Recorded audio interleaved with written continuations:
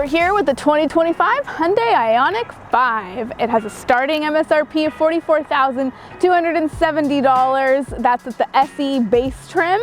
With us today is the SEL trims in Lucid Blue and Atlas White Matte. That pink color does have an additional $1,000 charge on it. There have been a couple of really big updates. First, we'll introduce a new XRT trim that's a little bit more off-road and ruggish styling, a little bit higher ground clearance, and then of course the biggest update that you would love to hear is all 2025 IONIQ 5s will come with an NACS charging port, a Tesla supercharger. So that's going to give you access to over 17,000 more places to charge. So you literally will not be searching all over the place for somewhere to charge. You just have access to every spot. Both of our IONIQs are rear-wheel drive. That's going to get you 318 miles of range. All-wheel drive is available. That's going to reduce it down to 290 miles of range. As far as the horsepower for your rear-wheel drive, you'll have 225 horsepower and 258 pound-feet of torque. Of course, that all-wheel drive is going to have just a little bit more horsepower.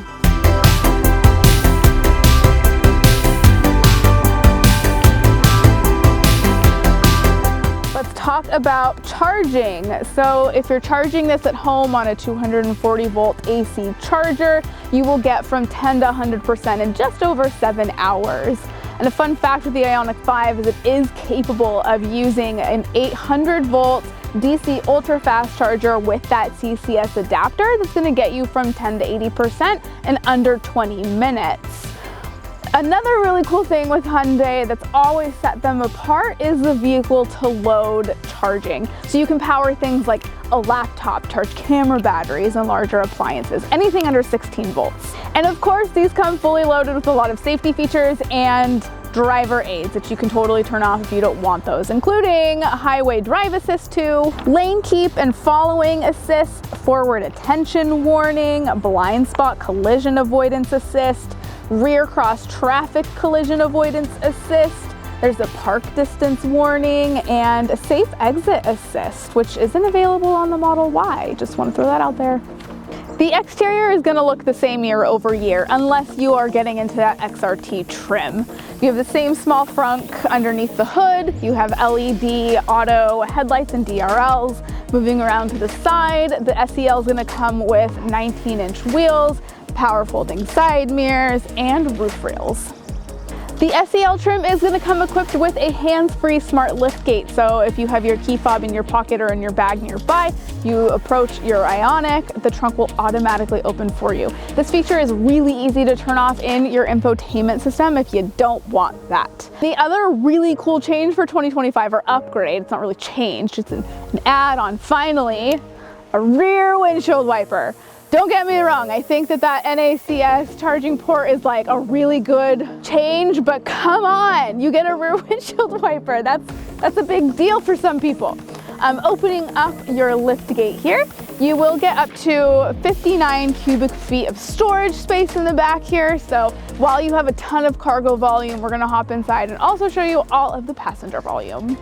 Sitting in the second row, you will get up to 39.4 inches of leg room. This seat is currently adjusted as far back as it can go. I'm only 5'1", so this would be comfortable enough for me to sit in for a longer drive, but just know that you have a lot more space available back here. A few things that I really like about the SEL and why I would recommend the SEL even over the limited trim is because of its second row amenities. So you'll have 2 USB-C charging ports right there. You have heated second row seats. Of course, you've got some cup holders here, and you also have air vents in the second row.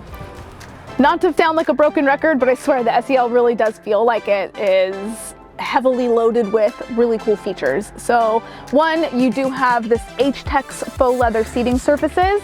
Both the driver and passenger side are power seats and they're heated as well.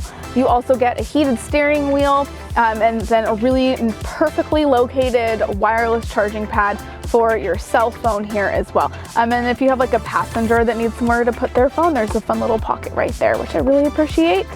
And you have a lot of storage space in here. So we have a small pocket in here. This whole thing lifts up if you needed to fit maybe a larger bag or your purse right here. There are 2 USB-C charging ports down here. And there's even another USB-C charging port that also connects to your infotainment system. The SEL is going to come with a 12.3-inch infotainment system with wireless Apple CarPlay and wireless Android Auto. You also have built-in nav. You can have a Wi-Fi hotspot with a BlueLink subscription. There's a really fun feature in here called Hyundai Pay that allows you to prepay for parking spaces.